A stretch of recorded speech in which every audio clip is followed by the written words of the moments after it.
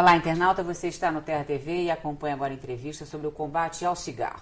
Depois de proibir o fumo em lugares públicos fechados há um ano e puxar uma onda nacional contra a fumaça, o estado de São Paulo caminha agora para coibir a propaganda subliminar da indústria do tabaco. Com a proibição de publicidade em qualquer mídia, a indústria passou a mostrar marcas de cigarro em festas, eventos e brindes do tipo porta-copos. Para o Sindifumo, não há desrespeito à legislação. Mas não é o que pensam as autoridades de saúde, que comemoram os resultados do banimento da fumaça dos lugares públicos de São Paulo. O volume de monóxido de carbono em bares caiu 73% e no corpo dos funcionários desses locais, 52,6%.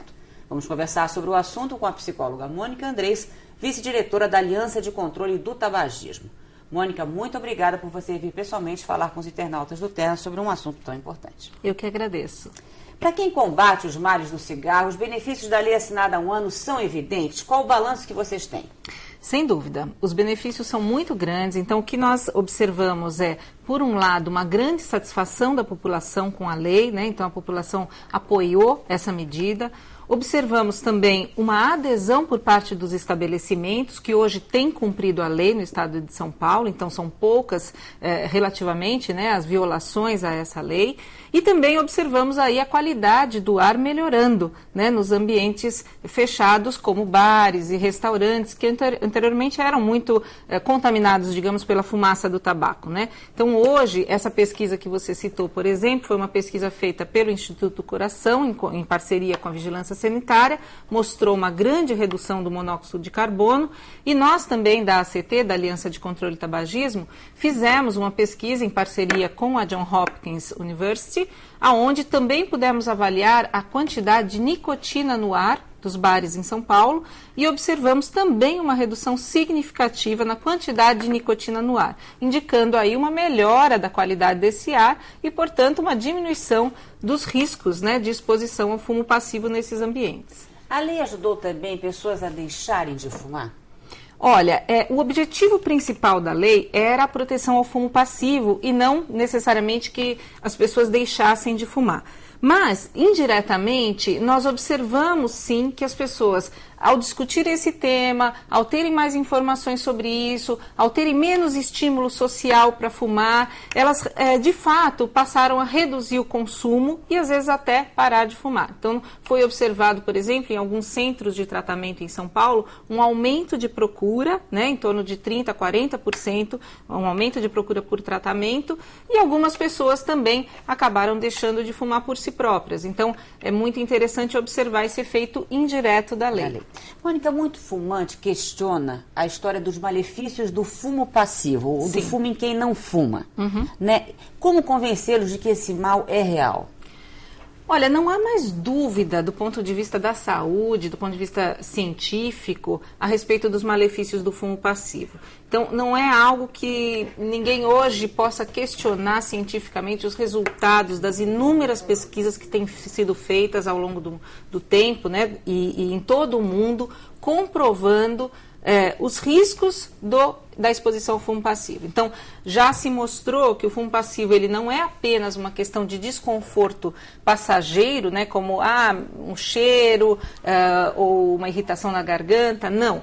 Ele pode causar doenças, o aumento do risco para desenvolvimento de doenças cardiovasculares, para doenças também como o câncer do pulmão. Então, é provado que o fumo passivo pode desencadear, sim, doenças e mortes. Inclusive, temos aqui no Brasil uma pesquisa feita lá no Rio de Janeiro, em parceria do INCA com a UFRJ, mostrando que ao menos 7 pessoas morrem por dia no Brasil devido à exposição ao fumo passivo. Nossa, esse dado é bem impressionante mesmo. Agora, todos os órgãos do corpo se beneficiam por ambientes livres de fumaça ou mais mesmo o pulmão?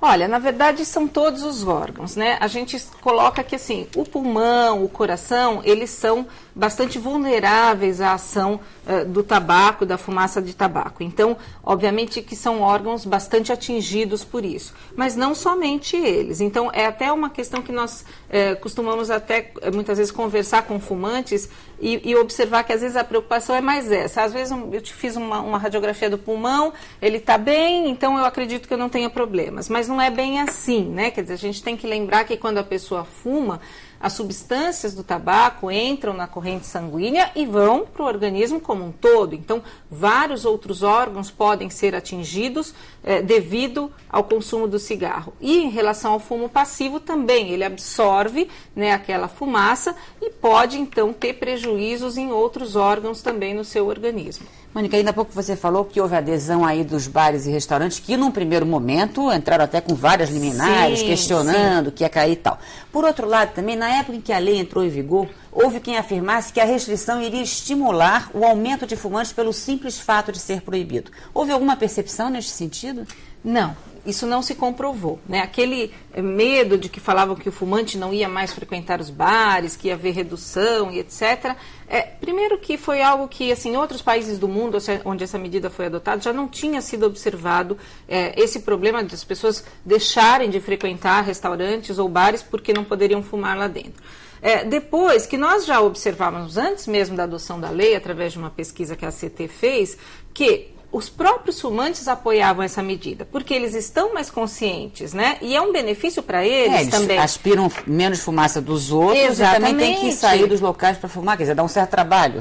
Eu acho que assim, é compreensível que a fumaça num local fechado, ela tem mais dificuldade de se dispersar, então ela acaba, sim, contaminando aquele ambiente. Isso é prejudicial tanto aos não fumantes quanto ao próprio fumante, que fica exposto não só à sua fumaça, mas também a dos outros, né? Então, de fato, a gente observava já um apoio por parte dos fumantes nesse sentido, e o que se observou também é que as pessoas, pelo contrário, às vezes até sentem um ambiente mais agradável e ali então podem até consumir um pouco mais ou permanecer por um tempo um pouco maior naquele ambiente. Então, aquele temor de que eles não iriam frequentar ou de que ou não haver então que problemas, estimulasse mais o cigarro, o fumo pelo mesmo, fato isso também de ser não proibido.